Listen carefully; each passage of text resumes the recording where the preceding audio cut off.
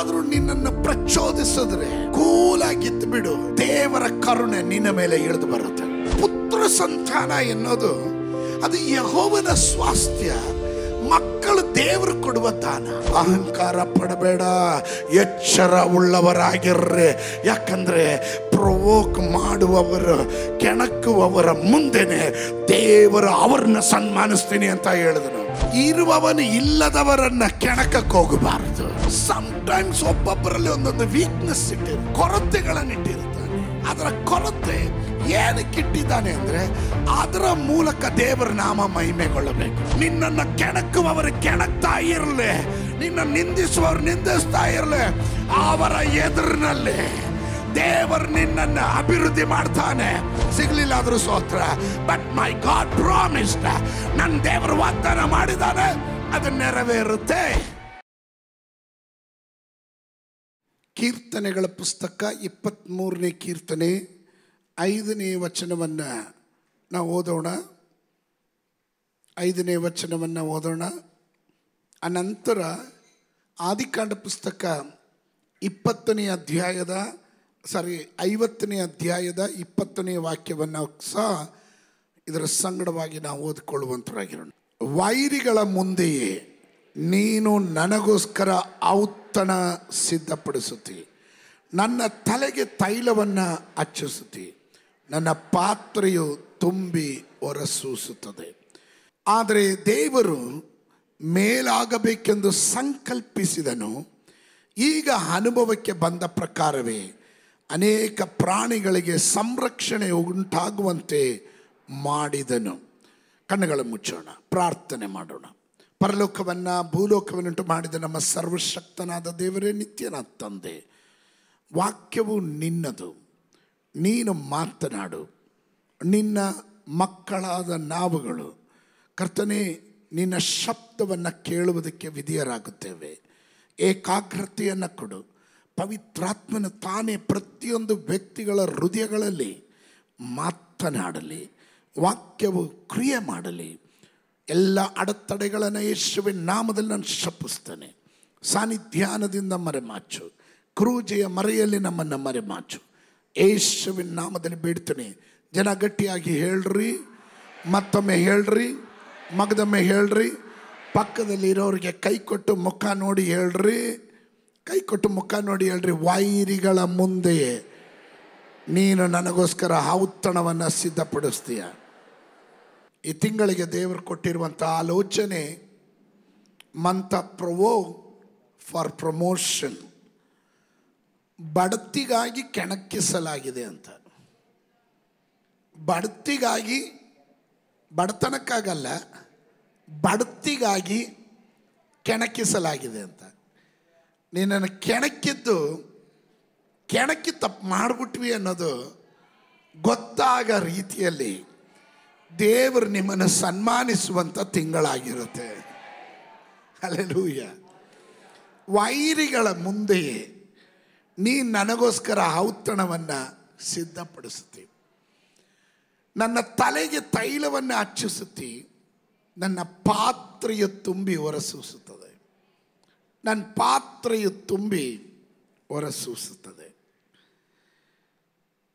Provoke means to deliberately annoy. ಉದ್ದೇಶಪೂರ್ವಕವಾಗಿ ಕಿರಿಕಿರಿ ಮಾಡೋದೇ ಈ ಕೆಣಕೋದು ಅನ್ನೋದು. ಸುಮ್ಗಿರ್ಲಾರ್ದೆ ಕೆಣಕೋದು, ಸುಮ್ಗೆ ಕೆಣಕೋದು. ಒಬ್ಬ ಪ್ರಾರ್ಥನೆ ಮಾಡೋದಕ್ಕೆ ದೇವಾಲಯಕ್ಕೆ ಬಂದ. ಅವನು ನೀತಿವಂತನು ಎಂಬ ಹೆಸರಿನಲ್ಲಿ. ಇನ್ನೊಬ್ಬ ಪಾಪಿನೂ ಬಂದ. ದೇವಾಲಯದಲ್ಲಿದ್ದಂಥ ನೀತಿವಂತನು ಪ್ರಾರ್ಥನೆ ಮಾಡುವಾಗ ಅವನಿಗೆ ದೇವರ ಮೇಲೆ ಎಲ್ಲ ಅವನ ಕಾನ್ಸಂಟ್ರೇಷನ್ ಪೂರ್ತಿಯಾಗಿ ಈ ಪಾಪಿಯನ್ನು ನೋಡಿ ಉರ್ಕೋತಾ ಇದ್ದ. ಪಾಪಿಯನ್ನು ನೋಡಿ ಉರ್ಕೋತಾ ಇದ್ದ. ನಾನು ಯಾರು, ಇವನು ಯಾರು, ನನ್ನ ಯೋಗ್ಯತೆ ಏನು, ಇವನ ಯೋಗ್ಯತೆ ಏನು, ಇವನು ಏನು ಇಲ್ಲಿ ಅಂತ. ಆದರೂ ಪ್ರಾರ್ಥನೆ ಮಾಡ್ತಾ ಇರೋದು ಯಾರ ಹತ್ರ ಗೊತ್ತಾ? ದೇವ್ರ ಹತ್ರ ಹೇಳಿದ, ಸ್ವಾಮಿ ನಾನು 3 ಆವರ್ತಿ ಪ್ರಾರ್ಥನೆ ಮಾಡ್ತೀನಿ, ದಶಮಾಂಶ ಕೊಡ್ತೀನಿ, ಸಭೆಯ ಎಲ್ಲ ಕಾರ್ಯಗಳಿಗೂ ನನ್ನನ್ನೇ ನಾನು ತೊಡಗಿಸ್ಕೊತೀನಿ. ನೋಡಿ ಇಲ್ಲಿದ್ದಾನಲ್ಲ ಪಾಪಿ, ಅವನ ಥರ ಅಲ್ಲ ನಾನು ಅಂತ. ಆದರೆ ಈ ಪಾಪಿ ಆದವನಿಗೆ ದೇವರ ಸನ್ನಿಧಾನಕ್ಕೆ ಬರೋಕ್ಕೂ ಯೋಗ್ಯತೆ ಇಲ್ಲ. ಅವನು ಹೇಳ್ದ, ಸ್ವಾಮಿ ನಾನೊಂದು ಪಾಪಿ ಆಗಿದ್ದೀನಿ, ನಾನು ನಿನ್ನ ಸನ್ನಿಧಾನಕ್ಕೆ ಬರೋಕ್ಕೂ ನಾನು ಅರ್ಹನಲ್ಲ, ಯೋಗ್ಯನಲ್ಲ. ತನ್ನನ್ನೇ ತಾನು ತಗ್ಗಿಸಿ ಅವನು ಪ್ರಾರ್ಥನೆ ಮಾಡ್ತಾನೆ. ಸತ್ಯವೇದ ಗ್ರಂಥ ಭಾಳ ಸ್ಪಷ್ಟವಾಗಿ ಹೇಳುತ್ತೆ, ಆ ಪಾಪಿಯನ್ನು ದೇವರು ನೀತೀಕರಿಸಿದನು, ನೀತಿವಂತನು ಅವನ ಪ್ರಾರ್ಥನೆ ದೇವರು ಕೇಳಲಿಲ್ಲ ಎಂಬುದಾಗಿ.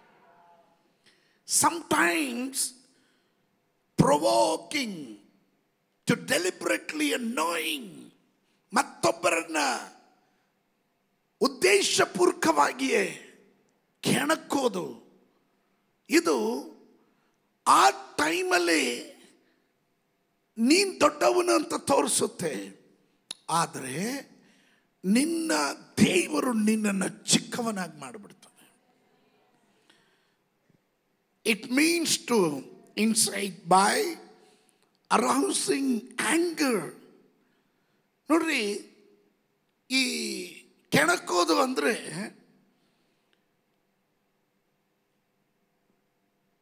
ಬೇಡದೇ ರೀತಿಯಲ್ಲಿ ಪ್ರಚೋದಿಸಿ ಕೋಪಕ್ಕೆ ಒಳಗಾಗಂಗೆ ಮತ್ತೊಬ್ಬರನ್ನ ಕೋಪ ಬರ್ಸೋದು, ಸ್ತೋತ್ರ, ಅದನ್ನೇ ಪ್ರೊವೋಕ್ ಅಂತ ಹೇಳೋದು.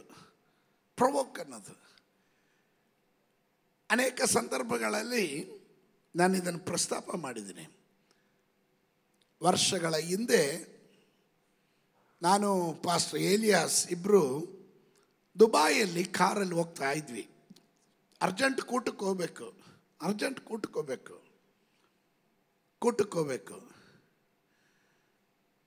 ಸಿಕ್ಕಾಪಟ್ಟೆ ಟ್ರಾಫಿಕ್. ಅಲ್ಲೆಲ್ಲ ಲೈನ್ ಡಿಸಿಪ್ಲಿನ್ ಇದೆ. ಲೈನ್ ಡಿಸಿಪ್ಲಿನ್ ಅಂದರೆ ಗಾಡಿ ಲೈನಲ್ಲೇ ಹೋಗ್ಬೇಕು, ಲೈನ್ ಅದನ್ನು ಕಟ್ ಮಾಡೋಂಗಿಲ್ಲ. ಅರ್ಜೆಂಟ್ ಆಗಿದ್ದರಿಂದ ಪಾಸ್ಟರ್ ಏಲಿಯಾಸ್ ಒಂದು ಲೈನನ್ನು ತಪ್ಪಿಸಿ ಇನ್ನೊಂದು ಒಳಗಡೆ ನುಗ್ಗಿಸಿ ಜಿಗ್ಜಾಗ ಗಾಡಿ ತೆಗೆದ್ರು. ಹಿಂದೆ ಇರೋನು ಹಾರು ನೋಡೋದು, ಮುಂದೆ ಬಂದು ಬೈತಾ ಇದ್ದ. ಏಲಿಯಾಸ್ ಪಾಸ್ಟರ್ ಅವನ್ನ ನೋಡ್ತಾನೇ ಇಲ್ಲ. ನಾನು ಇವನು ಯಾಕೆ ಹಿಂಗೆ ಇಷ್ಟೊಂದು ಬೈತಾ ಇದ್ದಾನೆ, ಹೋಗ್ಲಿ ಬಿಡು ಆಗೋಯ್ತು ಅಲ್ವಾ ಅಂತ ನಾನು ನೋಡ್ತಾ ಇದ್ದೀನಿ. ಅವನು ಬೈತಾನೆ ಸಿಕ್ಕಾಪಟ್ಟೆ. ಪಾಸ್ಟರ್ ಹೇಳ್ತಾ ಹತ್ತು ಕಡೆ ನೋಡಬೇಡ್ರಿ ಅಂತ.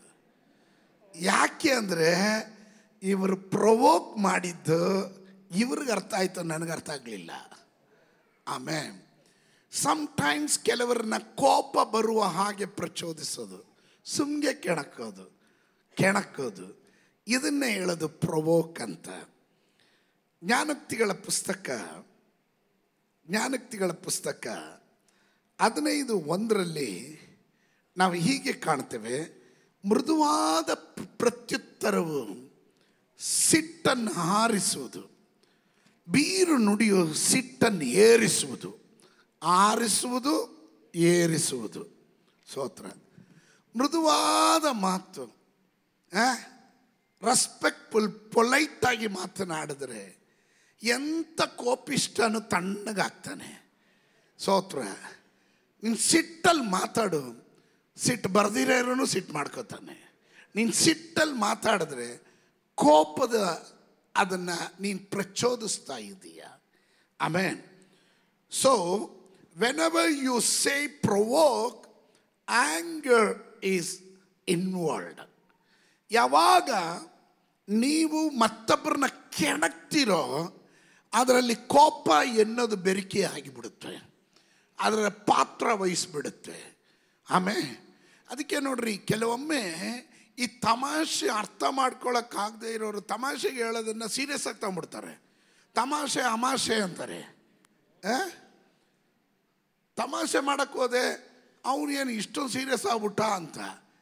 ತಮಾಷೆ ಕೆಲವರಿಗೆ ಬಿಡ್ರಿ, ಕೆಲವರಿಗೆ ಹಾಸ್ಯ ರಸ ಇರಲ್ಲ, ಅಂಥವ್ರ ಹತ್ರ ಹಾಸ್ಯ ಮಾಡೋಕ್ಕೆ ಹೋಗ್ಬೇಡ್ರಿ.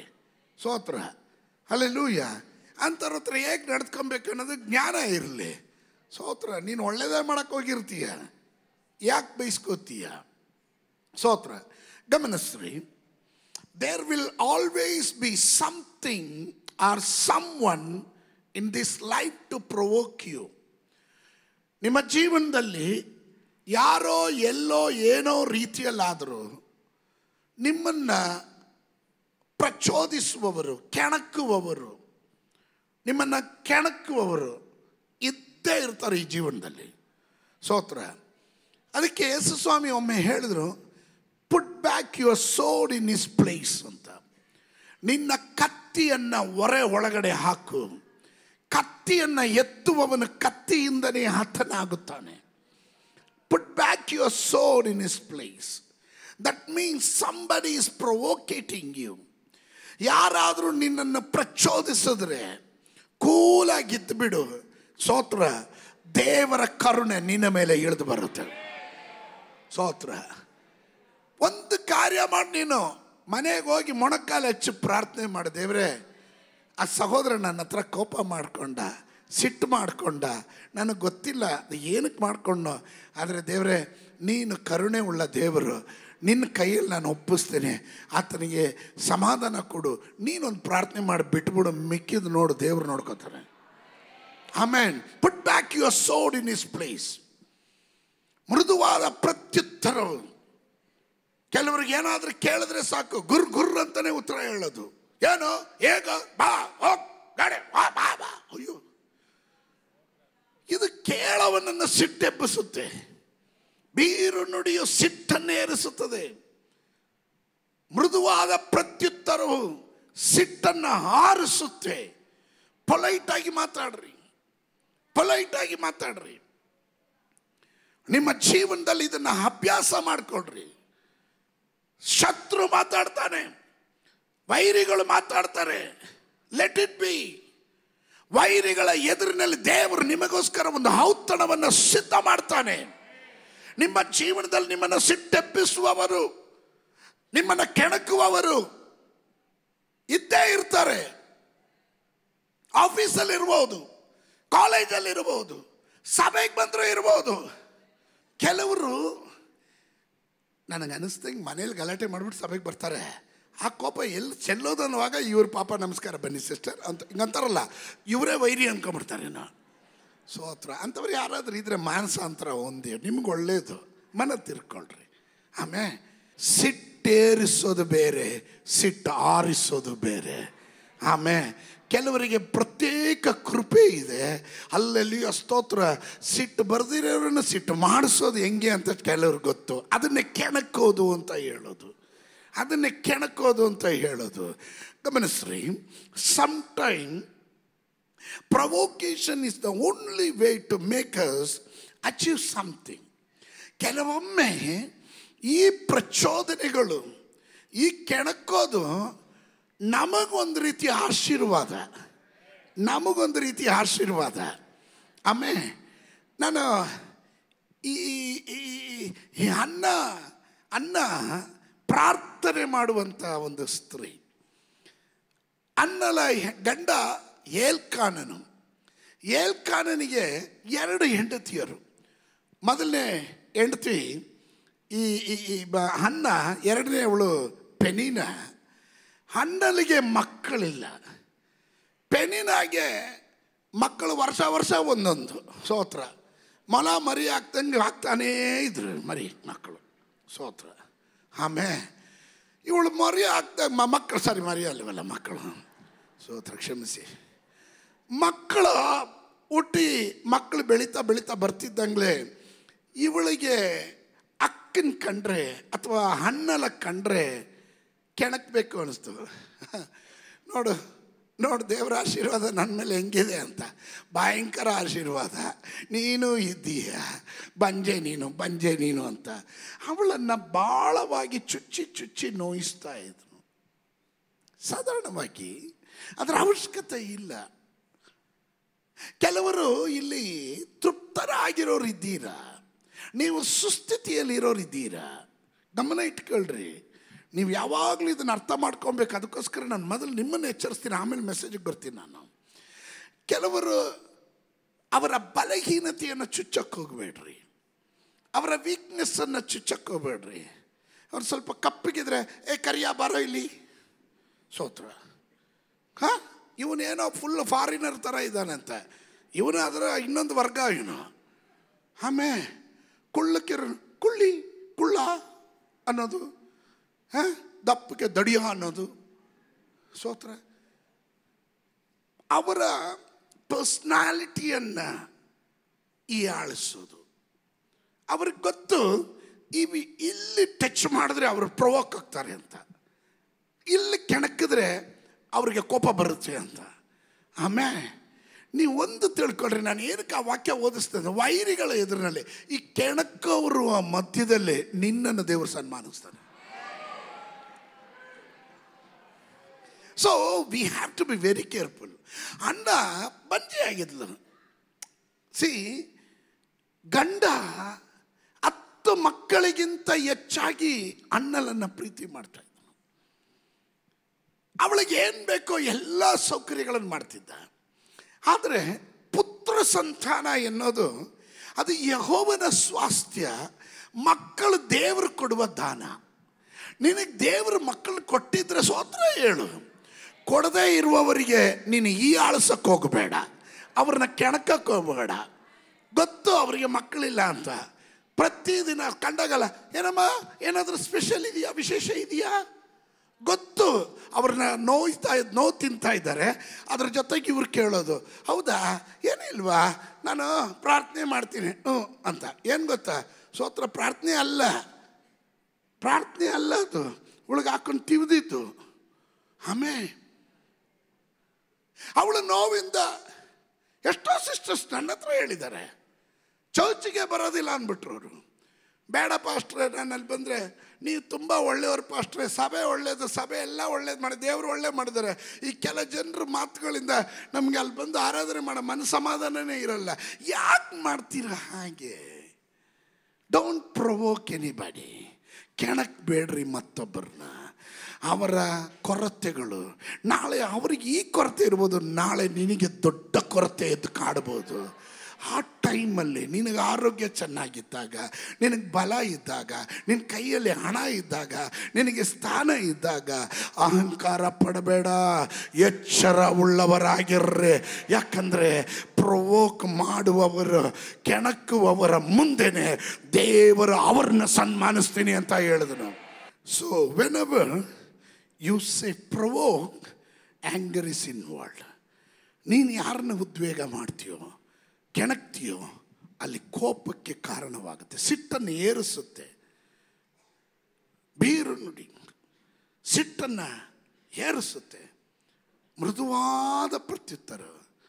ಅನ್ನ ಬಂಜೆ ಹಾಕಿದ್ದಳು. ಎಲ್ಕಾನನು 10 ಮಕ್ಕಳಿಗಿಂತ ಹೆಚ್ಚಾಗಿ ಅವಳನ್ನು ಪ್ರೀತಿಸ್ತಾ ಇದ್ದನು. ನೀವು 1 ಸಮುವೇಲನ ಪುಸ್ತಕದಲ್ಲಿ ಓದಿದ್ರೆ 1ನೇ ಅಧ್ಯಾಯದ 6 ಮತ್ತು 7ನೇ ವಾಕ್ಯವನ್ನು ಗಮನಿಸ್ರಿ. ಅಲ್ಲಿ ಅವಳನ್ನು ಕೆಣಕೋದನ್ನು ನಾವು ಕಾಣ್ತೀವಿ.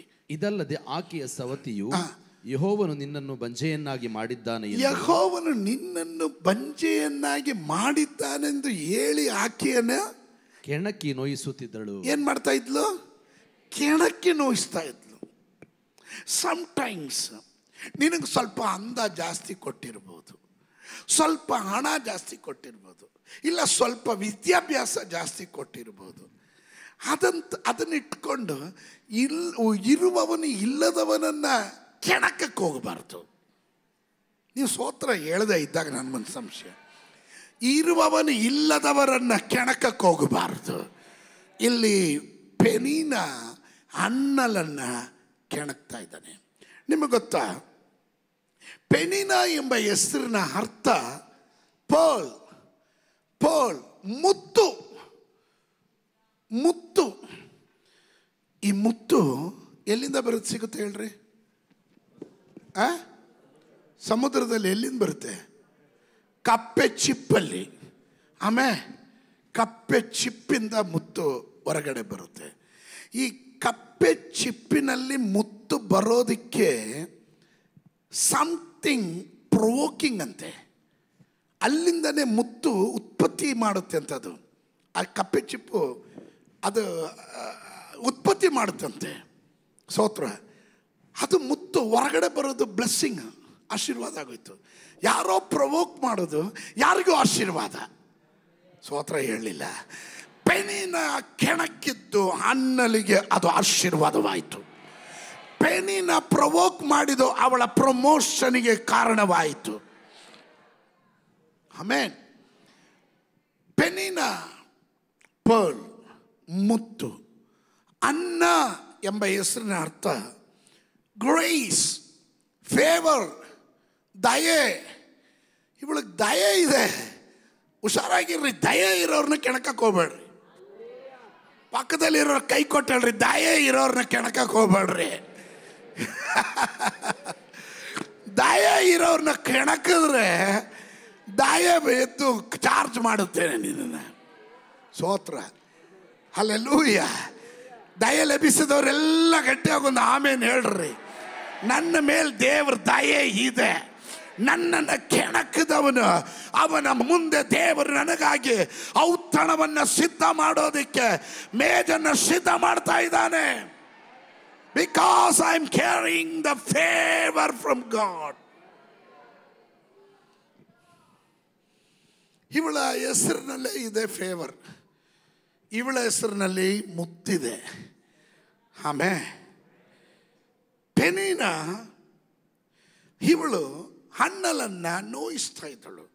It hurt Hannah, but God used it for good. ಇವಳು ಕೆಣಕಿದ್ದನ್ನ ದೇವರು ಒಳ್ಳೆಯದಾಗಿ ಟರ್ನ್ ಮಾಡಿಬಿಟ್ರು. ಸ್ತೋತ್ರ ಬರಲಿಲ್ಲ. ಹಲ್ಲೆಲೂಯ. ನೋಡ್ರಿ, ಈ ಬಂಜತನ ಎನ್ನೋದು ದೇವರು ಒಂದೊಂದು ಪದ್ಧತಿ ಇಟ್ಟಿರ್ತಾನೆ. ನೀವು 2 ಅರಸರುಗಳ ಪುಸ್ತಕ ಸೆಕೆಂಡ್ ಕಿಂಗ್ಸ್ 2:19 ಬನ್ರಿ. 2:19 ಬನ್ರಿ. ಯೆರಿಕೋವಿನ ಜನರು ಎಲೀಷನಿಗೆ, ನಮ್ಮ ಒಡೆಯನಾದ ನಿನಗೆ ಗೊತ್ತಿರುವಂತೆ ಈ ಊರು ಕಟ್ಟಲ್ಪಟ್ಟಿರುವ ಸ್ಥಳವು ಒಳ್ಳೆಯದಾಗಿದೆ. ನೋಡ್ರಿ, ಒಳ್ಳೆಯದಾಗಿದೆ. ಆದರೆ ನೀರು ಕೆಟ್ಟದ್ದಾಗಿರುವುದರಿಂದ ಬಂಜತನ ಹೆಚ್ಚು ಎಂದು ಹೇಳಿದರು. ಆಮೇನ್. ಇಲ್ಲಿನ ಊರು, ಕಟ್ಟಲ್ಪಟ್ಟಿರೋ ಸ್ಥಳ ಎಲ್ಲ ಒಳ್ಳೆಯದಾಗಿದೆ. ಆದರೆ ನೀರು ಕೆಟ್ಟದಾಗಿರೋದ್ರಿಂದ ಆ ನೀರು ಕುಡಿದವ್ರಿಗೆಲ್ಲ ಬಂಜತನ ಬರ್ತಾ ಇದೆ. ಆಮೇಲೆ ಏನಕ್ಕೆ ಅದನ್ನು ದೇವರೇ ಉಂಟು ಮಾಡಿದ್ದು? ನನ್ನ ಅನಿಸಿಕೆ, God has a purpose in barrenness. ಆ ಬಂಜತನ ಅಲ್ಲಿ ಉಂಟು ಮಾಡೋದಕ್ಕೆ ಕಾರಣ ಎಲೀಷನ ಸೇವೆ ಅಲ್ಲಿ ಪ್ರಕಟವಾಗೋದಕ್ಕೂ ಆ ಊರಿಗೆ ದೇವರ ನಾಮ ಏನು, ಅದರ ಘನ ಏನು ಅನ್ನೋದು ಗೊತ್ತು ಮಾಡೋದಕ್ಕಾಗಿತ್ತು. Praise God, hallelujah. ಸಮ್ಟೈಮ್ಸ್ ಒಬ್ಬೊಬ್ಬರಲ್ಲಿ ಒಂದೊಂದು ವೀಕ್ನೆಸ್ ಇಟ್ಟಿರ್ತಾನೆ, ಕೊರತೆಗಳನ್ನಿಟ್ಟಿರ್ತಾನೆ. ಅದರ ಕೊರತೆ ಏನಕ್ಕಿಟ್ಟಿದ್ದಾನೆ ಅಂದರೆ ಅದರ ಮೂಲಕ ದೇವರ ನಾಮ ಮಹಿಮೆಗೊಳ್ಳಬೇಕು. ನಿಮ್ಗೆ ಅರ್ಥ ಆಗಲಿಲ್ಲ? ಕಾನಾ ಊರಿನ ಮದುವೆಯಲ್ಲಿ ದ್ರಾಕ್ಷಾರಸ ಕೊರತೆ ಬಂದಿದ್ದು ಆ ಮನೆಯವ್ರನ್ನ ಅವಮಾನ ಮಾಡೋದಕ್ಕಲ್ಲ, ಅದರ ಮೂಲಕ ದೇವರ ನಾಮ ಮಹಿಮೆಗೊಳ್ಳೋದಕ್ಕಾಗಿತ್ತು. ನಿನ್ನಲ್ಲಿ ಬಂಜಾತನ ಬಂದಿದ್ದು, ನಿನಗೆ ಲೇಟ್ ಆಗ್ತಾ ಇರೋದು, ಮಕ್ಕಳು ದೊರಕದೇ ಇರೋದು, ಇದು ದೇವರು ನಿನ್ನನ್ನು ಅವಮಾನ ಮಾಡೋದಕ್ಕಲ್ಲ. ನಿನ್ನ ಮೂಲಕ ದೇವರು ನನಗೆ ಇಂಥ ಅದ್ಭುತ ಮಾಡಿದನು ಎಂದು ನೀನು ಸಾಕ್ಷಿಯಾಗಿ ನಿಲ್ಲತಕ್ಕಂತೆ ದೇವರ ಉದ್ದೇಶ ಬೇರೊಂದಿದೆ.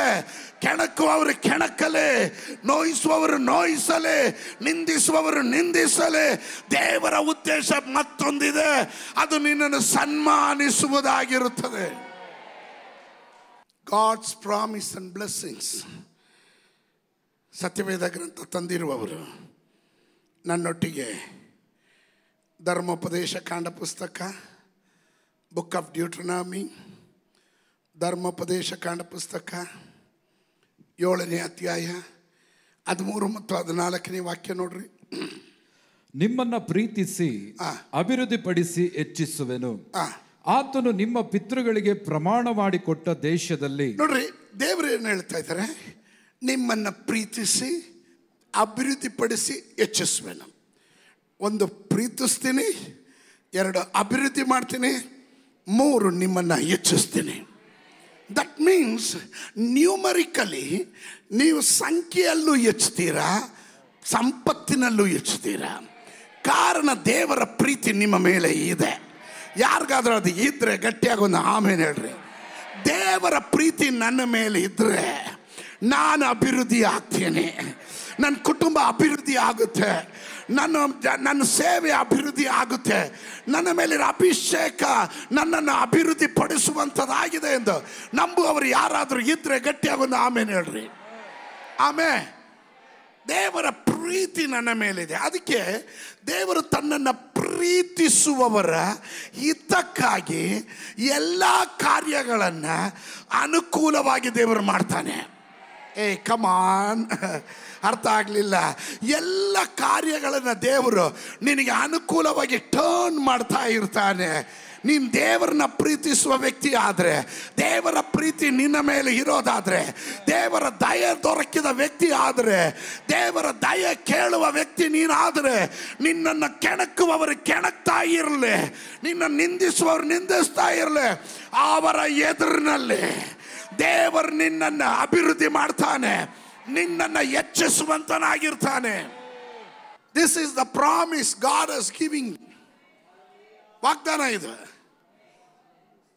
ಆತ ನಿಮ್ಮ ಪಿತೃಗಳಿಗೆ ಪ್ರಮಾಣ ಮಾಡಿಕೊಟ್ಟ ದೇಶದಲ್ಲಿ ನಿಮ್ಮ ಸಂತಾನವನ್ನು ವ್ಯವಸಾಯವನ್ನು, ನಿಮಗಿರುವ ಧಾನ್ಯ, ದ್ರಾಕ್ಷ ರಸ, ಎಣ್ಣೆ ಇವುಗಳನ್ನು, ನಿಮ್ಮ ದನ ಕುರಿಗಳಲ್ಲಿ ಹುಟ್ಟಿದ್ದನ್ನು ಅಭಿವೃದ್ಧಿಪಡಿಸುವೆನು. Praise God. ಅಲ್ಲಿ ಮೊದಲು ಹೇಳಿದ್ದೇನು ಗೊತ್ತಾ? ನಿಮ್ಮ ಪಿತೃಗಳಿಗೆ ಪ್ರಮಾಣ ಮಾಡಿಕೊಟ್ಟ ದೇಶದಲ್ಲಿ ನಿಮ್ಮ ಸಂತಾನವನ್ನು. ಹಾಗಾದರೆ ಪ್ರಾಮಿಸ್ ಏನಿದೆ? ನೀನು ಬಂಜೆಯಲ್ಲಿ ಆಗಿರ್ತೀಯ ಅಂತಲ್ಲ, ನಿನ್ನ ಸಂತಾನವನ್ನು ದೇವರು ಅಭಿವೃದ್ಧಿ ಪಡಿಸ್ತೀನಿ ಅಂತ. ಹಾಗಾದರೆ ಇವತ್ತು ಯೇಸುವಿನ ನಾಮದಲ್ಲಿ ಸಭೆಯಾಗಿ ಅಕ್ಟೋಬರ್ ತಿಂಗಳಲ್ಲಿ ಎಲ್ಲೆಲ್ಲಿ ಬಂಜೆತನ ಯಾರನ್ನ ಕಾಡ್ತಾ ಇದೆಯೋ, ಬಂಜೆ ಎಂಬ ನಿಂದೆಯನ್ನು ಅನುಭವಿಸ್ತಾ ಇದ್ದಾರೋ, ಇವತ್ತು ಅದನ್ನು ಯೇಸುವಿನ ನಾಮದಲ್ಲಿ ನಾನು ಕ್ಯಾನ್ಸಲ್ ಮಾಡ್ತಾ ಇದ್ದೇನೆ. ದೇವಾ, ಪ್ರಮಾಣ ಇದೆ ಹೇಳುತ್ತೆ, ನಿನ್ನ ಪ್ರಮಾಣ, ನಿನ್ನ ವಾಗ್ದಾನ, ನಿನ್ನ ಸಂತಾನವನ್ನು ನಾನು ಅಭಿವೃದ್ಧಿ ಪಡಿಸ್ತೀನಿ ಅಂತ. Come on, somebody shout, ಅಭಿವೃದ್ಧಿ ಪಡಿಸ್. You must believe God's promise. ನೀ ದೇವರ ವಾಗ್ದಾನವನ್ನು ನಂಬಬೇಕು. ಬಂಜೆತನ ದೇವರ ಅಜೆಂಡಾದಲ್ಲಿ ಇಲ್ಲ. ನೀರು ಕೆಟ್ಟದಾಗಿದೆ, ಸ್ಥಳದ ಪ್ರಾಬ್ಲಮ್ ಅಲ್ಲ, ಬಾವಿ ಇರೋ ಸ್ಥಳದ ಪ್ರಾಬ್ಲಮ್ ಅಲ್ಲ. ಆ ನೀರು ಕುಡಿದವರೆಲ್ಲ ಬಂಜೆ ಆಗ್ತಾ ಇದ್ದಾರೆ. Some spirit is dominating there. ಸ್ತೋತ್ರ. Amen. But the promise of God, ದೇವರ ವಾಗ್ದಾನ ಹೇಳುತ್ತೆ, I love you, ನಾನು ನಿನ್ನ ಪ್ರೀತಿಸ್ತೀನಿ, I will prosper you, I will increase you, ನಾನು ನಿನ್ನನ್ನು ಅಭಿವೃದ್ಧಿ ಮಾಡ್ತೀನಿ, ನಾನು ನಿನ್ನನ್ನು ಹೆಚ್ಚಿಸ್ತೇನೆ. ನಿನ್ನನ್ನು ಮಾತ್ರ ಅಲ್ಲ, ನಿನ್ನ ಸಂತಾನವನ್ನು ನಾನು ಅಭಿವೃದ್ಧಿ ಮಾಡ್ತೀನಿ. There is a promise. ಆಮೇಲೆ ವಾಗ್ದಾನ ಇದೆ, ಬಂಜೆತನೂ ಇದೆ. ಹೊರಗಡೆ ನೋಡೋ ಜನರಿಗೆ ಬಂಜೆತನ ಕಾಣ್ತಾ ಇದೆ, ಅದರ ವಾಗ್ದಾನ ಹೇಳಿದವನಿಗೆ ಗೊತ್ತು, ಇವಳು ಬಂಜೆ ಅಲ್ಲ, ಇವಳು ಅನೇಕ ಮಕ್ಕಳ ತಾಯಿ ಆಗಿರ್ತಾಳೆ, ಸಂತಾನ ಉಳ್ಳವಳಾಗಿದ್ದಾಳೆ. ಅದನ್ನು ನಂಬುವವರು ಮಾತ್ರ ಗಟ್ಟಿಯಾಗೊಂದು ಆಮೇನ್ ಹೇಳ್ರಿ, ಗಟ್ಟಿಯಾಗೊಂದು ಆಮೇನ್ ಹೇಳ್ರಿ. We must believe God's promise and blessings. ನಾವು ದೇವರ ವಾಗ್ದಾನವನ್ನು, ದೇವರ ಆಶೀರ್ವಾದವನ್ನು ನಂಬುವವರಾಗಿರಬೇಕು. ಅದಕ್ಕೆ ನೋಡ್ರಿ, ಸತ್ಯವೇದ ಗ್ರಂಥದಲ್ಲಿ ರೋಮಾಪುರದವರಿಗೆ ಬರೆದ ಪತ್ರಿಕೆ, book of Romans chapter 4 verse 17, 17ನೇ ವಾಕ್ಯದಲ್ಲಿ ಅಬ್ರಾಮನ ಕುರಿತು ಹೇಳ್ತಾ ಇರೋದು, ನಾನು ನಿನ್ನನ್ನು ಅನೇಕ ಜನಾಂಗಗಳಿಗೆ ಮೂಲ ಪಿತೃವಾಗಿ ನೇಮಿಸಿದೆನೆಂದು ಶಾಸ್ತ್ರದಲ್ಲಿ ಬರೆದಿರುವ ಪ್ರಕಾರ ಅಬ್ರಾಮನ್ ನಮ್ಮೆಲ್ಲರಿಗೂ ದೇವರ ಸನೆ ಮೂಲ ಪಿತೃ ಆಗಿದ್ದಾನೆ.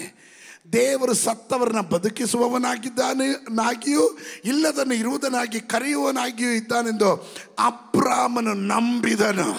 ಇದರ ಒಳಗಡೆ ನಂಬೋರು ಯಾರಾದರೂ ಇದ್ದರೆ ಅವರು ಮಾತ್ರ ಗಟ್ಟಿಯಾಗ ಆಮೇಲೆ ಹೇಳ್ರಿ. ಇವತ್ತೇನು ಇಲ್ಲ, ಆದರೆ ನಾನು ದೇವರ ಬಳಿಯಲ್ಲಿ ನಂಬ್ತೇನೆ. ಇಲ್ಲದೇ ಇರೋದನ್ನು ಇರುವ ಹಾಗೆ ಕೂಗಿ ಕರೆಯುವ, ಇರುವ ಹಾಗೆ ಕೂಗಿ ಕರೆಯುವ ದೇವರನ್ನು ನಂಬುತ್ತೇನೆ.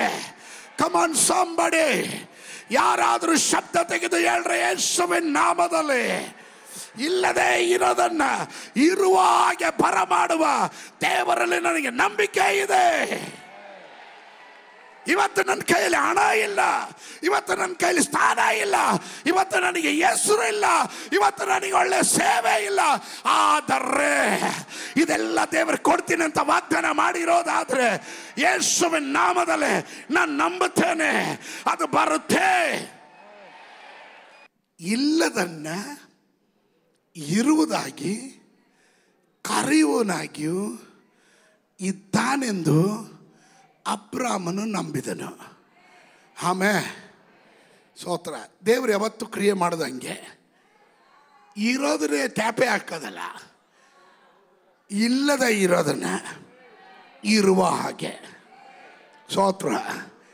ದೇವರು ನಿನಗೆ ಸೌಖ್ಯ ಮಾಡೋದು ಮಾತ್ರ ಅಲ್ಲ, ನಿನ್ನ ಶರೀರದಲ್ಲಿ ಇಲ್ಲದ ಇರುವ ಅವಯವಗಳನ್ನು ಸತ್ತೋಗಿರೋದನ್ನು ಬದುಕಿಸೋದಕ್ಕೆ, ಜೀವ ಇಲ್ಲದ ಇರೋದಾಗ ಕಮ್ ಆನ್, ಐ ಆಮ್ ಪ್ರೊಫೆಸಿಂಗ್, ನಾನು ಪ್ರವದಿಸ್ತಾ ಇದ್ದೇನೆ, ನಿನ್ನ ಶರೀರದಲ್ಲಿ ಎಲ್ಲೋ ಅವಯವಗಳು ಚಲನೆ ಇಲ್ಲ, ಅದಕ್ಕೆ ಜೀವ ಇಲ್ಲ, ಅದು ಡೆಡ್ ಆಗಿದೆ, ಆಪರೇಷನ್ ಮಾಡಬೇಕು ಅಂತ ವೈದ್ಯರು ಹೇಳುವಾಗ ಇವತ್ತು ಯೇಸುವಿನ ನಾಮದಲ್ಲಿ ನಂಬಿಕೆಯಿಂದ ಕೂಗಿ ಹೇಳ್ತಾ ಇದ್ದಾನೆ. ಚಲಿಸದೇ ಇರುವ, ಅಲ್ಲಲ್ಲಿ ಜೀವ ಇಲ್ಲದೆ ಇರುವ ಆ ಅವಯವಕ್ಕೆ ಪ್ರವದನೆ ಮಾಡ್ತಾ ಇದ್ದಾರೆ. ಜೀವ ಉಂಟಾಗಲೇ, ಜೀವ ಉಂಟಾಗಲೇ. ಚಲಿಸದೇ ಇರುವ ಅವಯವಗಳು ಈಗ ಚಲಿಸಲೇ.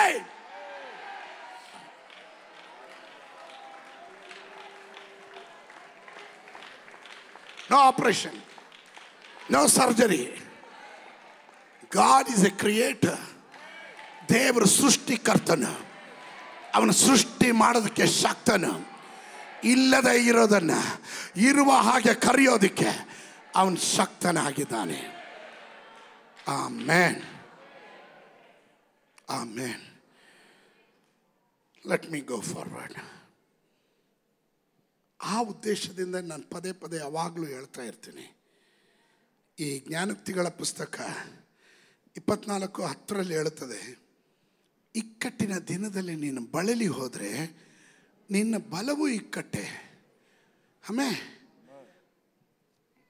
ಪ್ರಾವರ್ಬ್ಸ್ 24:10, ಇಕ್ಕಟ್ಟಿನ ದಿನದಲ್ಲಿ ನೀನು ಬಳಲಿ ಹೋದರೆ ನಿನ್ನ ಬಲವು ಇಕ್ಕಟ್ಟೆ. ಇಕ್ಕಟ್ಟಿಗೆ ಒಳಗಾಕ್ಬಿಡ್ತೀಯ. Keep the faith alive. ನಂಬಿಕೆಯನ್ನು ಜೀವಂತವಾಗಿಡು.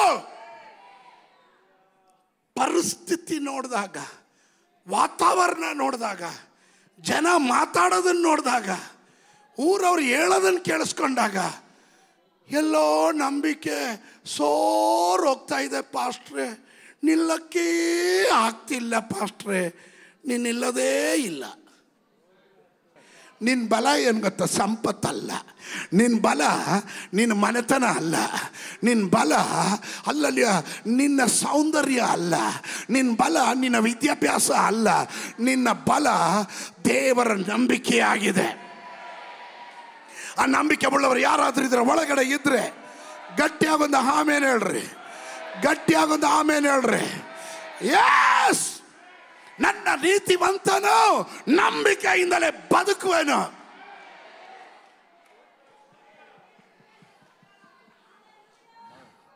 I am living by faith. ನಾಳೆ ಏನು ನಮ್ಗೆ ಗೊತ್ತಿಲ್ಲ, but I have a faith. ನನಗೆ ನಂಬಿಕೆ ಇದೆ. Be strong.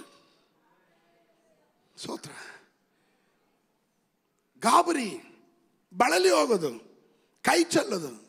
ಸೋತ್ರ ಆಯ್ತಾ? ಸೋತ್ರ ಆಗಲಿಲ್ವಾ? ಸೋತ್ರ ಕೊಟ್ರ ಸೋತ್ರ, ಕೊಡ್ಲಿಲ್ವಾ ಸೋತ್ರ, ನಡೀತಾ ಸೋತ್ರ, ನಡಿಲಿಲ್ವಾ ಸೋತ್ರ, ಸೌಖ್ಯ ಕೊಟ್ಟರು ಸೋತ್ರ, ಸೌಖ್ಯ ಕೊಡಲಿಲ್ಲ ಆದರೂ ಸೋತ್ರ, ಮಗಳಿಗೆ ಮದುವೆ ಆದರೂ ಸೋತ್ರ, ಆಗಲಿಲ್ಲ ಆದರೂ ಸೋತ್ರ, ಕೆಲಸ ಸಿಕ್ಕಿದ್ರು ಸೋತ್ರ, ಕೆಲಸ ಸಿಗಲಿಲ್ಲ ಆದರೂ ಸೋತ್ರ. ಬಟ್ ಮೈ ಗಾಡ್ ಪ್ರಾಮಿಸ್ಡ್, ನನ್ನ ದೇವರು ವಾಗ್ದಾನ ಮಾಡಿದ್ದಾನೆ, ಅದು ನೆರವೇರುತ್ತೆ. ರೋಮಾಪುರದವರಿಗೆ ಬರೆದ ಪತ್ರಿಕೆ 8:28 ಅದನ್ನೇ ನಾನು ಹೇಳಿದ್ದು, ಅದನ್ನೇ ಹೇಳಿದ್ದು. ತನ್ನನ್ನು ಪ್ರೀತಿಸುವವರ ಹಿತಕ್ಕಾಗಿ ಎಲ್ಲ ಕಾರ್ಯಗಳನ್ನು ದೇವರು ಏನು ಮಾಡ್ತಾನಂತೆ, ಅನುಕೂಲ ಮಾಡಿಬಿಡ್ತಾನೆ. God will turn. ಸಂಕಲ್ಪದ ಮೇರೆಗೆ ಕರೆಯಲ್ಪಟ್ಟು ಆತನನ್ನು ಪ್ರೀತಿಸುವವರ ಹಿತಕ್ಕಾಗಿ ಎಲ್ಲ ಕಾರ್ಯಗಳು ಅನುಕೂಲವಾಗ್ತದೆ. ನಮಗೆ ಗೊತ್ತದೆ, ವಿ ನೋ. ಯಾರು ಎಷ್ಟು ಜನ ಗೊತ್ತಿದೆಯೋ ಗೊತ್ತಿಲ್ಲ, ಗೊತ್ತಿರೋರು ಮಾತ್ರ ಹೇಳ್ರೆ ನನಗೆ ಗೊತ್ತಿದೆ. ನಿನಗೆ ವಿರೋಧವಾಗಿ ಹೋರಾಟ ಬರುತ್ತೆ, ನಿನಗೆ ವಿರೋಧವಾಗಿ ಕೆಣಕ್ತಾರೆ, ಜನ ನಿಂದಿಸ್ತಾರೆ. ಯಾಕೆ ಗೊತ್ತಾ? ನಿನ್ನ ನಂಬಿಕೆಯನ್ನು ಕುಂದಿಸೋದಿಕ್ಕೆ. ಇಕ್ಕಟ್ಟಾದ ದಿನದಲ್ಲಿ ನೀನು ಬಳಲಿ ಹೋದ್ರೆ ನಿನ್ನ ಬಲವು ಇಕ್ಕಟ್ಟಾಗುತ್ತೆ. Be strong in the faith. ಸ್ತೋತ್ರ. ಆಮೇ ಎಲ್ಲ ಟೈಮ್ಗೆ ಎಲ್ಲ ನಡೆದ್ಬಿಡ್ಬೇಕು. ಸ್ವಲ್ಪ ಲೇಟ್ ಆಗ್ಬಿಟ್ರೆ ಅಯ್ಯೋ ದೇವರು ಸಹ ನಮ್ಮನ್ನು ಮರೆತುಬಿಟ್ರೆ, ಗೊತ್ತಿಲ್ಲ ಪಾಸ್ಟ್ರೆ, ಇಷ್ಟು ದಿನ ದೇವ್ರನ್ನ ಸೇವಿಸ್ದೆ, ಏನೇನೋ ನಂಬ್ಕೊಂಡಿದ್ದೆ, ಆದರೆ ಏನೂ ಆಗಲಿಲ್ಲ, ಊರವರೆಲ್ಲ ಆಡ್ಕೋತಾರೆ, ಅದಕ್ಕೆ ಈಗ ಸಭೆಗೆ ಬರೋಕ್ಕೂ ಒಂಥರ ನಾಚಿಕೆ ಆಗ್ತಾಯಿದೆ, ನಾನು ಬರಲ್ಲ. ನಿನ್ನ ಬಾಳಲ್ಲಿ ಹೋಗ್ತೀಯವ, ನೀನು ಅದ್ರ ಮಧ್ಯದಲ್ಲಿ ಹೇಳಬೇಕು. ಕಾಲೇಬರಿ ಹೇಳಿದಾಗೆ ಮುಂಚೆ ಇದ್ದದಕ್ಕಿಂತ ಈಗ ಬಲ ಇನ್ನೂ ಹೆಚ್ಚಾಗಿದೆ ಅಂತ.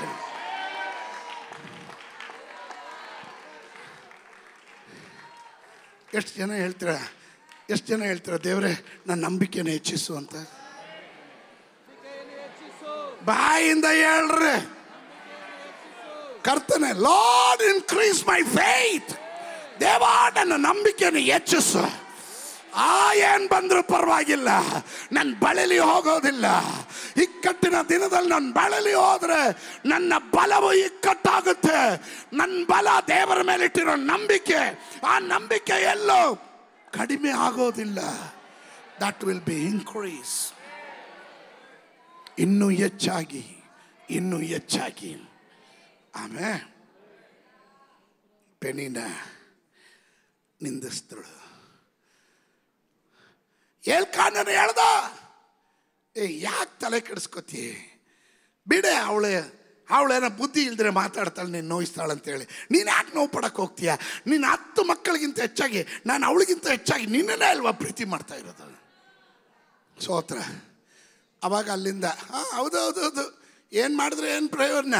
ಮಕ್ಕಳಿರ್ಬೇಕಲ್ಲ. ಅಡುಗೆ ಮನೆಯಿಂದ ಪೆನಿನ ನೋಡ್ರಿ ತಿರ್ಗಾ ಕೆಳಗ್ತಾ ಇದ್ದಾಳೆ. ಸುಮ್ಗಿರೆ, ಆಗಿದ್ದಾಯ್ತು ಬಿಡಿ, ಅವಳಿಗೆ ಬಾಯಿ ಮುಚ್ಕೊಂಡಿರೋ ಕೇಳಿ, ನಂಗೆ ಕೆಣಕ್ ಬೇಡ ಅಂತ ಹೇಳ್ರಿ. ಸ್ತೋತ್ರ. ಇವ್ರ ಕಾಟ. ಸ್ತೋತ್ರ. ಸವತಿಯರು ಇಬ್ಬರು ಜಗಳ ಆಡೋದನ್ನು ಕಾಣಕ್ಕಾಗದೆ ಇವನು ಅಂತರ್ಪಿಚಾಚಿಯಾಗಿ ಇವಳನ್ನ ಬಿಡಂಗಿಲ್ಲ, ಇವಳನ್ನ ಕಟ್ಕೊಳಂಗಿಲ್ಲ, ಇಟ್ಕೊಳಂಗಿಲ್ಲ, ಬಿಡಂಗೂ ಇಲ್ಲ, ಅಂತರ್ಪಿಚಾಚಿಯಾಗಿ ಇವನು ಗತಿ ಯೋಚನೆ ಮಾಡ್ರಿ. ನನಗೆ ಅನ್ನಿಸ್ದಂಗೆ ಇವನ ಕಷ್ಟ ನೋಡಿನೇ ದೇವರು ಅನ್ನಲ ಪ್ರಾರ್ಥನೆ ಕೇಳಿರ್ಬೇಕೇನು.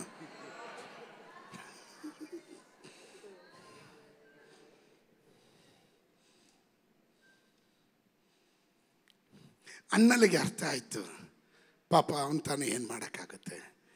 ಕೀರ್ತನೆ ಹೇಳುತ್ತೆ, ಮಕ್ಕಳು ಯೆಹೋವನು ಕೊಡುವ ಸ್ವಾಸ್ಥ್ಯ, ಅದು ಉಡುಗೊರೆ. ಅದು ಪುತ್ರ ಸಂತಾನವು ಯೆಹೋವನ ಸ್ವಾಸ್ಥ್ಯವು, ಮಕ್ಕಳು ಗರ್ಭಫಲವು ಯೆಹೋವನ, ಅದು ಬಹುಮಾನ, ಅದು ದಾನ, ಅದು ಉಡುಗೊರೆ, ಅದು ಗಿಫ್ಟ್. ಅದು ದೇವ್ರು ಕೊಡಬೇಕಾಗಿತ್ತು, ಕೊಟ್ಟಿಲ್ಲ ಅಂದರೆ ದೇವ್ರ ಹತ್ರ ತಾನೇ ಕೇಳಬೇಕು. ಸ್ತೋತ್ರ. ಅವಳಿಗೆ ಅರ್ಥ ಆಯಿತು. ಅವಳು ದೇವರ ಸನ್ನಿಧಾನದಲ್ಲಿ ಹೋದ್ಲು, ಅವಳು ಪ್ರಾರ್ಥನೆ ಮಾಡಿದ್ಲು. ಲಿಸನ್ ಟು ಮೀ, ನನ್ನ ಸಂದೇಶದ ಪೀಠಿಕೆ ಬಡ್ತಿಗಾಗಿ ಕೆಣಕಿಸಲಾಗಿದೆ. ಹಲ್ಲೆಲೂಯಾ. ಪೆನಿನ ಕೆಣಕ್ತಾ ನೋಯಿಸಿದ್ದು ಅನ್ನಲನ್ನು ಟ್ರಿಗರ್ ಮಾಡಿದಲ್ಲ, ಅನ್ನಲನ್ನು ಪ್ರವೋಕ್ ಮಾಡಿದಲ್ಲ, ಅನ್ನಲನ್ನು ಮುಂದಿನ ಹಂತಕ್ಕೆ, ಪ್ರಮೋಷನ್ ಕಡೆಗೆ ದೇವರೇ ನಡೆಸ್ಕೊಂಡು ಬಂದನು. ಅಲ್ಲಲ್ಲಿ ನಿನ್ನ ಜೀವನದಲ್ಲಿ ಯಾರಾದರೂ ಪ್ರವೋಕ್ ಮಾಡ್ತಾ ಇದ್ದಾರಾ, ಅವ್ರನ್ನ ವೈರಿಯಾಗಿ ನೋಡಬೇಡ. ಅವ್ರನ್ನ ವೈರಿಯಾಗಿ ನೋಡಬೇಡ. ಸ್ತೋತ್ರ. ಅವ್ರು ನಿನ್ನ ಮೋಟಿವೇಟ್ರು. ಅವರು ನಿನ್ನ ಮೋಟಿವೇಟ್ ಮಾಡ್ತಾ ಇದ್ದಾರೆ, ನಿನ್ನನ್ನು ಕರೆಕ್ಟ್ ಪಥಕ್ಕೆ ತಳ್ತಾ ಇದ್ದಾರೆ ಅವರು. ನೀನು ಇಲ್ಲಾಂದರೆ ಥ್ಯಾಂಕ್ ಯು ಜೀಸಸ್ ಅಂತ. ಯಾವ ಹೆಣ್ತೀರಿ ಗಂಡನ ಪ್ರೀತಿ ಅಷ್ಟೊಂದು ಸಿಕ್ಬಿಟ್ರೆ, 10 ಮಕ್ಕಳಿಗಿಂತ ಹೆಚ್ಚಾಗಿ ಪ್ರೀತಿ ಮಾಡೋ ಗಂಡ ಸಿಕ್ಬಿಟ್ರೆ ಪ್ರಪಂಚ ಮರ್ತುಬಿಟ್ಟು ಮೈ ಮರೆತು ಪ್ರಾರ್ಥನೆಯೂ ಮಾಡ್ತಿರಲಿಲ್ಲ ಅವಳು. ಸ್ತೋತ್ರ. ಆದರೆ ಪ್ರೇಣಿನ ಇವಳು ನೋಯಿಸ್ತಾ ಇದ್ದಿದ್ದರಿಂದ ಇವಳಿಗೆ ಪ್ರಾರ್ಥನೆ ಮಾಡಬೇಕು ಅನ್ನಿಸ್ತು, ಆಲಯಕ್ಕೆ ಹೋಗಬೇಕು ಅನ್ನಿಸ್ತು, ದೇವರ ಸನ್ನಿಧಾನದಲ್ಲಿ ಮಕ್ಕಡೆ ಬೀಳಬೇಕು ಅನ್ನಿಸ್ತು, ದೇವರ ಹತ್ರ ಅಳಬೇಕು ಅನ್ನಿಸ್ತು. ಅವಳು ಹತ್ತಳು, ಅವಳು ಪ್ರಾರ್ಥನೆ ಮಾಡಿದಳು. ಅಲ್ಲೆಲ್ಲೂಯ್ಯ. ಇವಳನ್ನು ಅಲ್ಲಿವರೆಗೂ ತಬ್ಬಿದ್ದು ಅವಳನ್ನು ನೂಕಿದ್ದು ಯಾರು? ಪೆನಿನಾ. Provoke for promotion. ಆಮೇಲೆ ಅಲ್ಲಿಂದ ಮುಂದೆ ಬಂದ. ದೇವರ ಸನ್ನಿಧಾನ ಪ್ರಾರ್ಥನೆ ಮಾಡಕ್ಕೆ ಕೂತ್ಕೊಂಡ್ಳು. ಅಳ್ತಾಳೆ, ನೋವೆಲ್ಲ ಬಿಚ್ಚಿಟ್ಳು. ಇವಳು ಚುಚ್ಚಿ ಕೆಣಕಿ ಹೇಳ್ದಂಥ ಒಂದೊಂದು ಮಾತು ನೆನೆಸ್ಕೊಂಡು ಬಿಕ್ಕಿ ಅಳಕಾರದ್ನು. ಆ ಕಾಲ ಏಲಿ ಯಾಜಕನು ದೈವ ಶಬ್ದ ಕೇಳೋದು ನಿಂತೋಗಿತ್ತು. ದೈವೋಕ್ತಿಯು ವಿರಳವಾಗಿತ್ತು, ದರ್ಶನ ಏರಳವಾಗಿರಲಿಲ್ಲ. ಯಾಕಂದರೆ ಏಲಿ ಅವನಿಗೆ 98 ವಯಸ್ಸಾಗಿ ಅವನ ಕಣ್ಣು ಮೊಬ್ಬಾಗಿತ್ತು. ಆ ಟೈಮಲ್ಲಿ ಇವಳು ಅಳ್ತಾ ಇದ್ದಾಳೆ. ಇವನು ಚಿಂತೆ ಮಾಡ್ದ, ಓಹೋ ಫುಲ್ಲು ಅಮ್ಮವ್ರು ಕುಡಿದ್ಬಿಟ್ಟು ಬಂದು ಇಲ್ಲಿ ಮದ್ಯಪಾನ ಮಾಡಿ ಫುಲ್ಲು ಇಲ್ಲಿ ನಾಟಕ ಮಾಡ್ತಾ ಇದ್ದಾಳೆ ಅಂತ. ಸ್ತೋತ್ರ. ಮದ್ಯಪಾನದ ಹಮಲಿನಲ್ಲಿ ಇವಳು ಅಳ್ತಾ ಇದ್ದಾಳೆ ಅಂದ್ಕೊಂಡ್ರೆ. ಹೌದು, ಕೆಲವರೆಲ್ಲ ಸಂಕಟ ಯಾವಾಗ ಗೊತ್ತಾ ಬರುತ್ತೆ? ಸ್ತೋತ್ರ. ಅದುವರೆಗೂ ಚೆನ್ನಾಗಿರ್ತಾರೆ. ಮದ್ಯಪಾನ ಮಾಡಿದ್ಮೇಲೆ ಹೆಂಡ್ತಿ ಮೇಲೆ ಮಕ್ಕಳ ಮೇಲೆ ಏನೋ ಪ್ರೀತಿ ಬಂದ್ಬಿಟ್ಟು ಗೊಳೋ ಅಂತ ಅಳೋದು. ಯಾಕ್ರಿ ಅಳ್ತಿದ್ದೀರಾ? ಇಲ್ಲ ಕಣ್ರೆ, ನಾನು ನಿನಗೆ ದ್ರೋಹ ಮಾಡಿಬಿಟ್ಟೆ ಕಣೆ ಅಂತ. ಏನು ಮಾಡಿದೆ? ಕುಡಿದ್ಬಿಟ್ಟು ಬಂದ್ಬಿಟ್ಟು. ಕುಡ್ದಾಗಲೇ ಇದೆಲ್ಲ ಹೊರಗಡೆ ಬರೋದು ನೋಡಿದ್ದೀರಾ? ಸ್ತೋತ್ರ. ಹೇಳಲಿಲ್ಲ. ಕುಡ್ದವ್ರಿಗೆ ಗೊತ್ತು, ಬಲ್ಲವ್ರಿಗೆ ಗೊತ್ತು, ಬೆಲ್ಲಸಿ ಅಂದಂಗೆ. ಕುಡ್ದವ್ರಿಗೆ ಗೊತ್ತು ಈ ನಾಟಕ. ನನಗೇನು ಗೊತ್ತು ಅಂದರೆ, ನಾವು ಎಷ್ಟು ಕುಟುಂಬಗಳನ್ನ ಹ್ಯಾಂಡ್ಲ್ ಮಾಡಿರೋದು. 1-2 ಪಾಸ್ಟ್ರೇ, ನನ್ನ ಗಂಡ ಕುಡಿದಿರ ಇದ್ದಾಗ ಕ್ರೂರಿಯಾಗಿರ್ತಾನೆ, ಕುಡಿದ್ರೆ ಬೆಕ್ಕು ಥರ ಆಳ್ತಾನೆ ಪಾಸ್ಟ್ರೇ, ಅದು ನೋಡಿದಾಗ ನಮಗೂ ಸಂಕಟ ಅನಿಸುತ್ತೆ ಅಂತ. ಸ್ತೋತ್ರ. ಅವಾಗ ಸಂಕಟ. ಇವಳು ಅದೇ ಸಂಕಟದಲ್ಲಿ ಆಳ್ತಾ ಇದ್ದಾಳೆ ಎಂದು ಹೇಳಿ ತಿಳ್ಕೊಂಡ. ಅವಳು ಹೇಳಿದ್ರು, ಇಲ್ಲ ಸ್ವಾಮಿ, ನಾನು ಮದ್ಯಪಾನದ ಆಮೇಲಿನಿಂದ ಅಲ್ಲ, ನನ್ನ ವೇದನೆಗಳನ್ನು ನನ್ನ ದೇವರ ಹತ್ರ ಹೇಳ್ತಾ ಇದ್ದೀನಿ. ಅವನಿಗೆ ಆಮೇಲೆ ರಿಯಲೈಸ್ ಆಯಿತು. ಅವನಲ್ಲಿ ಪ್ರಬೋಧಿಸ್ತಾನೆ, ಬರುವ ವರ್ಷ ನಿನ್ನ ಕೈಯಲ್ಲಿ ಒಂದು ಮಗು ಇರುತ್ತೆ. ಇವತ್ತು ಯೇಸುವಿನ ನಾಮದಲ್ಲಿ ದೈವ ಸೇವಕನ ಸ್ಥಾನದಲ್ಲಿ ನಾನು ಅದನ್ನೇ ಅಭಿಲಾಷಿಸ್ತೇನೆ, ಅದನ್ನೇ ಇಚ್ಛೆ ಪಡ್ತೇನೆ. ನಮ್ಮ ಸಭೆಯಲ್ಲಿ ಒಬ್ಬರು ಸಂತಾನ ಇಲ್ಲದೆ ಇರಬಾರದು, ಗರ್ಭಫಲ ಇಲ್ಲದೆ ಇರಬಾರದು. ಯೇಸುವಿನ ನಾಮದಲ್ಲಿ ಬರುವ ವರ್ಷಗಳಲ್ಲಿ ಗರ್ಭಫಲಗಳು ಕಾಣತಕ್ಕಂತೆ ನಿನ್ನ ಮಕ್ಕಳನ್ನು ನಾನು ಆಶೀರ್ವದಿಸ್ತೇನೆ. She was taken a commitment with God. ಅವಳು ಹೇಳಿದ್ಲು, ಬರುವ ವರ್ಷ ದೇವರು ನನಗೊಂದು ಮಗುವನ್ನು ಕೊಡೋದಾದ್ರೆ ಅವನನ್ನು ದೇವಾಲಯದಲ್ಲಿ ಅವನ ಮೊಲೆ ಕುಡಿಯೋದನ್ನು ಬಿಟ್ಟ ನಂತರ ನಾನು ಅವನನ್ನು ದೇವಾಲಯಕ್ಕೆ ತಂದು ಬಿಡ್ತೇನೆ. ಅವನ ದೇವಾಲಯದ ದೀಪ ಉರಿಸುವವನಾಗಿರ್ಬೇಕು. ಕೆಲವರಿಗೆ ಮಕ್ಕಳು ಸಿಕ್ಕಿದ್ರೆ ಏನು ಮಾಡಬೇಕಂತ ಗೊತ್ತಿಲ್ಲ, ದೇವ್ರ ಸೇವೆಗೆ ಬಿಡಲ್ಲ. ಹೋಗಿ ದುಡ್ಕೊಂಬ, ದುಡ್ಡು ತಂದು ಕೊಡು. ಸ್ತೋತ್ರ. ಓದಬೇಡ, ಓದ್ಬಿಟ್ಟು ಏನು ಕಂತೆ ಆಗ್ತೀಯ ನೀನು? ಹೋಗು, ಅಲ್ಲಿ ಹೋಗಿ ಸಂಬಳ ತಗೊಂಬ, ಬಾಡಿಗೆಗಾದರೂ ಆಗುತ್ತೆ. ಸ್ತೋತ್ರ. ಮಕ್ಕಳನ್ನ ಗದರಿಸು ಪ್ಲೀಸ್. ದಯವಿಟ್ಟು ನಾನು ಹೇಳ್ತೀನಿ ನಿಮ್ಮನ್ನು, ಡೋಂಟ್ ಕರ್ಸ್ ಯುವರ್ ಚಿಲ್ಡ್ರನ್. ಕೆಲವರಿಗೆ ಕಾಂಪ್ಲೆಕ್ಸು, ಅವ್ರು ಏನು ಮಾಡೋಕ್ಕಾಗಲಿಲ್ವಲ್ಲ, ಇನ್ನು ಯಾರು ಏನು ಮಾಡೋದು ಬೇಡ ಅಂತ. ಮಕ್ಕಳ ಭವಿಷ್ಯವನ್ನು ನೀನು ಕಾಣದೇ ಇರೋದನ್ನು ನಿನ್ನ ಮಕ್ಕಳ ಭವಿಷ್ಯದಲ್ಲಿ ಕಾಣು. ನಿನಗೆ ಮಾಡೋಕ್ಕಾಗದೇ ಇರೋದು ನಿನ್ನ ಮಕ್ಕಳು ಮಾಡ್ತಾರೆ ಎಂಬ ಭರವಸೆ ಅವರ ಒಳಗಡೆ ತುಂಬು. ಆಮೇಲೆ ಅವಳು ಹತ್ತಳು, ಅವಳು ಹೇಳಿದ್ಲು, ನನಗೊಂದು ಮಗುವನ್ನು ಕೊಡೋದಾದರೆ ಆ ಮಗು ಮೂಲೆಯನ್ನು ಕುಡಿಯೋದನ್ನು ಬಿಡುವಾಗ, ಹಾಲು ಕುಡಿಯೋದನ್ನು ನಿಲ್ಲಿಸುವಾಗ ನಾನು ಆ ಮಗುವನ್ನು ತಂದು ದೇವಾಲಯದಲ್ಲಿ ಬಿಡ್ತೀನಿ. ಆಮೇನ್, ಆಮೇನ್. ಮಕ್ಕಳು ನಿನಗೆ ಕೊಡೋದು ದೇವರ ಆಲಯದಲ್ಲಿ ಸೇವೆಗೆ ಸಮರ್ಪಿಸು. ಆಮೇನ್. ಏಲಿ ಹೇಳಿದ ಹಾಗೆ ಅವಳು ಗರ್ಭವತಿಯಾದಳು, ಮಗುವನ್ನು ಹೆತ್ತಳು. ಆ ಮಗು ಗಂಡು ಮಗುವಾಗಿತ್ತು. ಆ ಮಗುವಿಗೆ ಸಮುವೇಲೆಂದು ಹೆಸರಿಟ್ಟನು. ಸಮುವೇಲನು ಅವನು ಹಾಲು ಕುಡಿಯೋದನ್ನು, ತಾಯಿಯ ಎದೆಯ ಹಾಲನ್ನು ಕುಡಿಯೋದನ್ನು ನಿಲ್ಲಿಸಿದಾಗ ಅವಳು ಹೇಳಿದ ಪ್ರಕಾರ ಆಲಯಕ್ಕೆ ತಂದು ಮಗುವನ್ನು ಬಿಟ್ಟನು. ಅದುವರೆಗೂ ನಿಂತೋಗಿದ್ದ ದೈವ ಶಬ್ದ ಅವನು ಕೇಳಕ್ಕೆ ಆರಂಭಿಸ್ದ. ನೀವು ಯೋಚನೆ ಮಾಡ್ರಿ, ಗಾಡ್ಸ್ ಕನೆಕ್ಷನ್ ಹೆಂಗಿದೆ ನೋಡ್ರಿ. ಯಾರೋ ನಿಂದಿಸಿದ್ದು ಇವಳಿಗೆ ಪ್ರಮೋಷನ್ ಆಯಿತು. ಇವಳ ಬಂಜೆತನ ನೀಗಿದ್ದು ಮಾತ್ರವಲ್ಲ, ನಿಂತೋಗಿದ್ದ ದೈವ ಶಬ್ದಕ್ಕೆ ಚಾಲನೆ ಕೊಟ್ಟಂಗಾಯಿತು. ಏಲಿ ಶಬ್ದ ಕೇಳ್ತಿರಲಿಲ್ಲ. ಆ ಕಾಲಗಳಲ್ಲಿ ದೈವೋಕ್ತಿಗಳು ವಿರಳವಾಗಿತ್ತು, ದರ್ಶನಗಳು ಇರಲಿಲ್ಲ. ಮಿನಿಸ್ಟ್ರಿ ನಿಂತೋಗಿತ್ತು,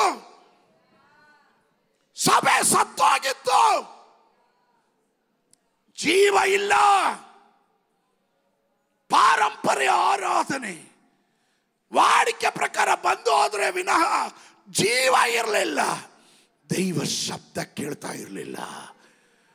ಆಗ ಕೇಳ್ತು ಒಂದು ಶಬ್ದ, ಸಮುವೇಲನೇ, ಸಮುವೇಲನೇ. ಎಲ್ಲಿಂದ ಆರಂಭವಾಗಿತ್ತು?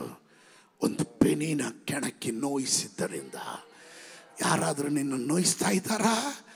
ನಿನಗೆ ಸಿಗುವ ತಲೆಮಾರು ಅದು ಸಾಧಾರಣವಾದ ತಲೆಮಾರಾಗಿರಲ್ಲ.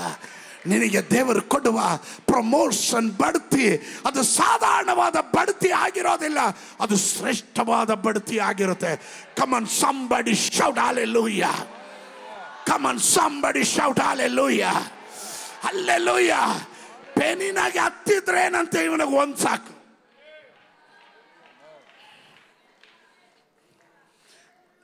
ಯಾರೋ ಹೇಳಿದ್ರು, ಹಂದಿ ಥರ ಹತ್ತಿರೋದಕ್ಕಿಂತ ಆನೆ ಥರ ಹೊಂದಿದ್ರೆ ಸಾಕು. ಸ್ತೋತ್ರ. ಹಂದಿ ಥರ ಹತ್ತಿರೋದಕ್ಕಿಂತ ಆನೆ ಥರ ಹೊಂದಿದ್ರೆ ಸಾಕು. ದೇವರು ಕೊಟ್ಟರೆ ಶ್ರೇಷ್ಠವಾದದನ್ನೇ ಕೊಡೋದು. ಪಕ್ಕದಲ್ಲಿರೋರು ಕೈ ಕೊಟ್ಟು ಹೇಳ್ರಿ, ಅಲ್ಪಕಾಲದ ಕಷ್ಟ, ಅಲ್ಪಕಾಲದ ನಿಂದೆ, ಅಲ್ಪಕಾಲದ ಯಾರಾದರೂ ಕೆಣಕಿದ್ರೆ ಪರವಾಗಿಲ್ಲ, ಪರವಾಗಿಲ್ಲ, ಪರವಾಗಿಲ್ಲ.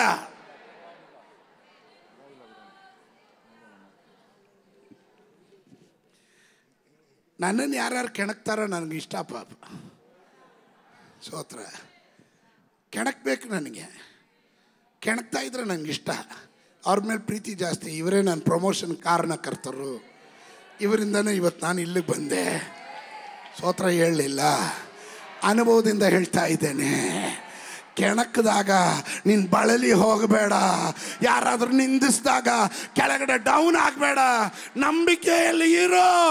ನಿನಗೆ ಪ್ರಮೋಷನ್ ವೆಯ್ಟಿಂಗ್ ಎಲ್ಲಿದೆ. ನಿನಗೆ ದೇವರು ಕೊಡೋ ಪ್ರಮೋಷನ್ ಸಾಧಾರಣವಾದ ಪ್ರಮೋಷನ್ ಅಲ್ಲ, ಸಾಧಾರಣವಾದ ಮಗುವಲ್ಲ, ಸಾಧಾರಣವಾಗಿ ಬಂಜೆತನ ನೀಗಿಸೋದಲ್ಲ. ನಿನ್ನ ಮಗುವಿನ ಕುರಿತು ಲೋಕ ಮಾತಾಡುತ್ತೆ, ಚರಿತ್ರೆ ಮಾತಾಡುತ್ತೆ. ಈಗ ನೋಡ್ರಿ, ಪೆನಿನ ಬಾಯಿ ಮುಚ್ಚಿದ್ಲು. ಇನ್ನು ಮಾತಾಡೋಕ್ಕಾಗುತ್ತಾ? ಈಗ ಅನ್ನ ಹೇಳ್ಬೋದ? ಏನೋ ಹೇಳಿದೆ, ಯಾರೋ ಬಂಜೆ ಅಂತೆ ಏನೋ ಹೇಳ್ದಲ್ಲವ, ಈಗ ಹೇಳಿ ನೋಡೋಣ. ಪಾಪ ಸಮೂಹ ಜಂಪ್ ಮಾಡು, ಡ್ಯಾನ್ಸ್ ಮಾಡು, ಕೈ ಎತ್ತು. ಪೆನಿನಾಗ ಉರಿತಾ ಇದೆ. ಸ್ತೋತ್ರ. 10 ನಾನು ಇಷ್ಟು ಆಟ ಆಡಿಸಿರ್ಲಿಲ್ಲ, ಒಂದಿಟ್ಕೊಂಡು ಇವಳು ಇಷ್ಟೊಂದು ಆಟ ಆಡಿಸ್ತಾ ಇದ್ದಾಳೆ.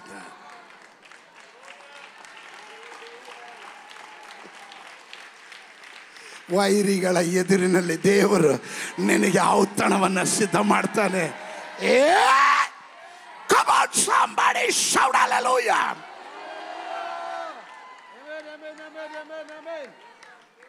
ಸಮುವೇಲ್ ಬಾಲಕನು ಬೆಳೆದನು. ಸಮುವೇಲ್ ಬಾಲಕನು ಬೆಳೆದನು. ಚರಿತ್ರೆ ಹೇಳುತ್ತೆ 3 ಆಫೀಸ್ಗಳನ್ನು ಹ್ಯಾಂಡಲ್ ಮಾಡಿದ್ದು ಒಂದು ವ್ಯಕ್ತಿ ಇರೋದಾದರೆ ಅದು ಸಮುವೇಲನು. ಅವನು ಪ್ರವಾದಿಯಾಗಿದ್ದನು, ಅವನು ಯಾಜಕನಾಗಿದ್ದನು, ಅವನು ನ್ಯಾಯಾಧಿಪತಿ ಆಗಿದ್ದನು. ಆಮೇಲೆ ಪ್ರವಾದಿ ಅಂದರೆ ಪ್ರವಾದಿ ಅಷ್ಟೇ, ಯಾಜಕನಂದರೆ ಯಾಜಕ. ಇವನು ಪ್ರವಾದಿಯಾಗಿದ್ದ, ಯಾಜಕನಾಗಿದ್ದ, ಇವನು ನ್ಯಾಯಾಧಿಪತಿ ಆಗಿದ್ದ. ಆ ಕಾಲಗಳಲ್ಲಿ ಅರಸರಿರಲಿಲ್ಲ. ಸಮುವೇಲನೇ ಮೊದಲನೇ ಅರಸನನ್ನು, ಇಸ್ರಾಯೇಲರಿಗೆ ಮೊದಲನೇ ಅರಸನನ್ನು ಅಭಿಷೇಕ ಮಾಡಿಸೋದು. ಆಮೇಲೆ ಸ್ತೋತ್ರ, ನಾನು ಹೇಳೋದು ನಿಮ್ಗೆ ಅರ್ಥ ಆಗ್ತಾ ಇದೆಯಾ? ಆ ಕಾಲಗಳಲ್ಲಿ ಏನಾದರೂ ತೀರ್ಮಾನ ತೆಗೆದುಕೊಳ್ಬೇಕಾದ್ರೆ ನ್ಯಾಯಾಧಿಪತಿ, he was a judge, he was a priest, he was a prophet. ಅವನೊಂದು ಪ್ರವಾದಿ, ಯಾಜಕ ಮತ್ತು ನ್ಯಾಯಾಧಿಪತಿ. ಯಾರಿಗುಂಟು ಯಾರಿಗಿಲ್ಲ. ಅಣ್ಣ ಲೇಟ್ ಆದರೂ ಲೇಟೆಸ್ಟ್ ಆಗಿ ಮಗನನ್ನು ಪಡೆದಿದ್ದಾಳೆ. ಇಷ್ಟೊಂದು ಕೃಪೆ ಇರೋಂಥ ಮಗನನ್ನು ಪಡೆದಿದ್ದಾಳೆ. ಹೇಳ್ರಿ, ಲೇಟ್ ಆದರೆ ನೀವು ಗುಣಕೊಡ್ತೀರಾ, ಸ್ತೋತ್ರ ಹೇಳ್ತೀರಾ? ಲೇಟ್ ಆದರೂ ಲೇಟೆಸ್ಟ್ ಆಗಿ ದೇವರು ಮಾಡ್ತಾನೆ. ಸ್ತೋತ್ರ ಹೇಳಲಿಲ್ಲ. ಸ್ತೋತ್ರ 20-30ರಲ್ಲಿ ಮನೆ ಕಟ್ಕೊಂಡು ಅದೇ ದೊಡ್ಡ ಅರಮನೆ ಅಂತ ನೀನು ಮುಂದೆ ಈಗಲೂ ಬಾಡಿಗೆಯಲ್ಲೇ ಇದ್ದೀರಾ? ಏನೋಪ್ಪ, ದೇವರು ನಮ್ಮನ್ನು ಆಶೀರ್ವಾದ ಮಾಡಿದ್ರು. ಏನು 20-30ರಲ್ಲಿ? ಸ್ತೋತ್ರ. ಅವಾಗವಾಗ ಇವ್ರನ್ನ ಕೇಳ್ಕೋದು, ಏನ್ರಿ ಸೈಟ್ ತಗೊಳ್ಳಿಲ್ವಾ, ಮನೆ ಮಾಡಲಿಲ್ವಾ? ಸ್ತೋತ್ರ. ಅವಳ ಕಣ್ಣೆದುರಿಗೆ ನೀನು 20-30 ಅಲ್ಲ, 80-50ರಲ್ಲಿ ವಿತ್ ಸ್ವಿಮ್ಮಿಂಗ್ ಪೂಲ್ ಇರೋದು, 5 ಬೆಡ್ರೂಮ್ ಇರೋದು, ಕಾರ್ ಪಾರ್ಕಿಂಗ್ ಇರೋದು ನಿನಗೆ ಕೊಟ್ಟರೆ ಅವ್ರು ಏನೇನು ಬೇಕು? ಸ್ತೋತ್ರ ಹೇಳಲಿಲ್ಲ. ಇದುವರೆಗೂ ಸ್ತೋತ್ರ ಹೇಳ್ದಿರೋರೆಲ್ಲ ಹೇಳ್ಬಿಟ್ರು.